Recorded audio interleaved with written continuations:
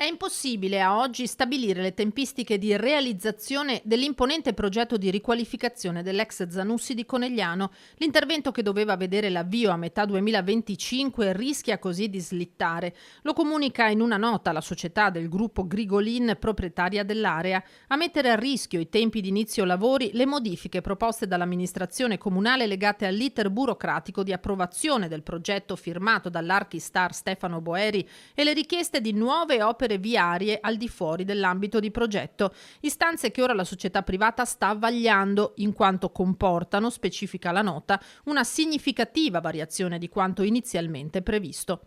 Sebbene dalla Grigolina giungano, incalcia il comunicato, di essere determinati a continuare il dialogo e il confronto costruttivo con l'amministrazione, l'annuncio suona come un campanello d'allarme che tuttavia non turba il sindaco Fabio Chies.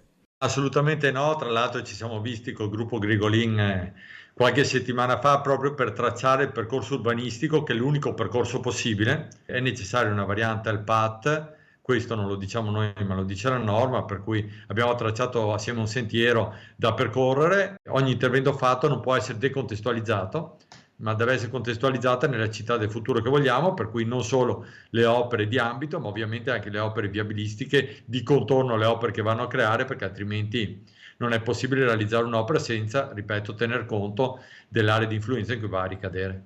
Il sindaco esclude che la società sia stata spiazzata dalle richieste del comune, considerando tra l'altro che una quota significativa della proprietà è pubblica. Ovviamente ognuno, nelle legittime posizioni che ha, cerca di accelerare questo processo, che vorremmo accelerare tutti, però ripeto, loro sicuramente hanno voglia di fare e per noi va benissimo avere un partner che ha voglia di fare. D'altra parte c'è anche chi deve controllare, far rispettare le regole e cercare anche di fare meglio per la città. Chies è tuttavia sicuro che alla fine si troverà un'intesa, ma vanno adottate, dice, tutte le cautele del caso.